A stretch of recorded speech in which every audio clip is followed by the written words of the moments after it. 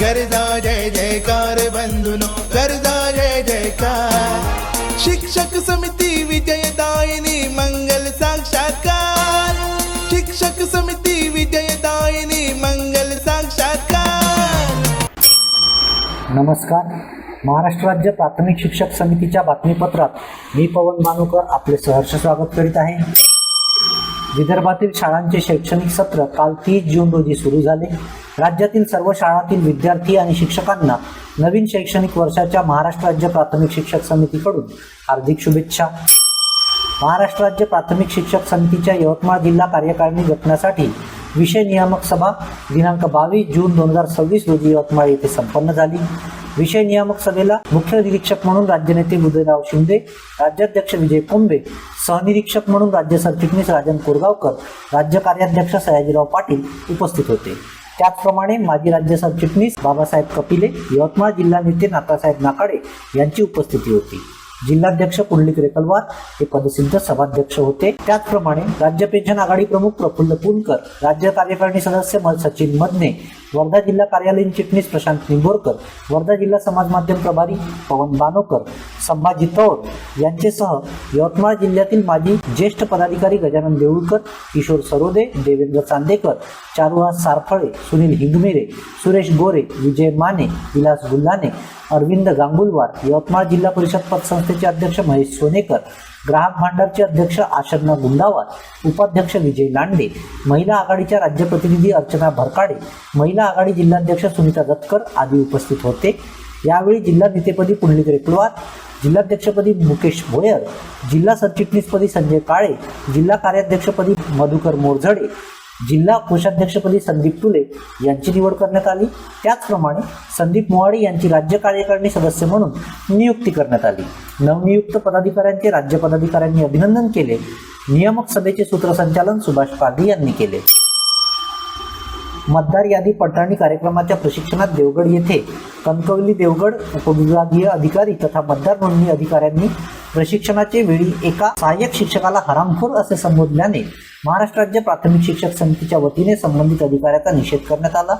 महाराष्ट्र राज्य प्राथमिक शिक्षक समितीच्या सिंधुदुर्ग जिल्हा शाखेच्या पदाधिकाऱ्यांनी राज्य सरचिटणीस राजन कोरगावकर, जिल्हाध्यक्ष विठ्ठल गवस, राज्य कार्यकारिणी सदस्य सचिन मजने, दादा जांभावडेकर यांच्या नेतृत्वात सिंधुदुर्ग जिल्हाधिकाऱ्यांची भेट घेऊन शिक्षकांबद्दल अश्लाघ्य शब्दप्रयोग करणाऱ्या अधिकाऱ्यांवर कारवाईची मागणी केली। शिक्षक समितीच्या राज्य कार्यकारिणीच्या पदाधिकाऱ्यांनी राज्याचे मुख्यमंत्री नामदार देवेंद्रजी फडणवीस साहेब, राज्याचे शालेय शिक्षण मंत्री नामदार दादाजी भुसे साहेब, शालेय शिक्षण विभागाचे राज्यमंत्री नामदार डॉक्टर पंकजभाऊ भोयर साहेब, राज्याचे मुख्य सचिव माननीय राजेशजी अग्रवाल साहेब, राज्याचे मुख्य निवडणूक अधिकारी माननीय एस चोक्कलिंगम साहेब यांच्याकडे तक्रार करून शिक्षकांचा अवमान करणाऱ्या अधिकाऱ्यावर कठोर कारवाईची मागणी केली आहे।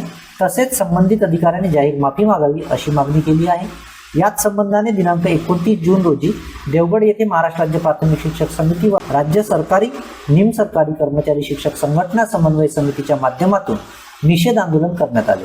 तसेच महाराष्ट्र राज्य प्राथमिक शिक्षक समितीने राज्यभरातून जिल्हाधिकारी, उपविभागीय अधिकारी, तहसीलदार यांचे मार्फत राज्य शासनाकडे निषेधाचे निवेदन सादर केले आहे। शिक्षकांच्या ऑनलाईन उपस्थिती संदर्भात राज्याच्या शालेय शिक्षण विभागाने सातारा व पुणे जिल्ह्याची निवड केली आहे। पुणे जिल्ह्यात शिक्षक संघटनांनी या संबंधाने ऑनलाईन उपस्थिती नोंदविण्याच्या प्रशिक्षणावर बहिष्कार टाकला। सदर प्रशिक्षण 20 जून रोजी आयोजित करण्यात आले होते अशी माहिती पुणे जिल्हा शिक्षक समितीचे अध्यक्ष सुनील वाघ आणि जिल्हा सरचिटणीस संदीप जगताप यांनी दिली आहे। शालेय स्तरावर शिक्षकांकडून ऑनलाईन ऑफलाईन माहिती दररोज मागण्याचा परिणाम विद्यार्थ्यांच्या दैनंदिन अध्ययन अध्यापन प्रक्रियेवर होत होता। या संबंधाने महाराष्ट्र राज्य प्राथमिक शिक्षक समितीसह अनेक संघटनांनी शासनाकडे सातत्याने दररोजची ऑनलाईन ऑफलाईन कामे रद्द करण्याबाबत आग्रह धरला होता।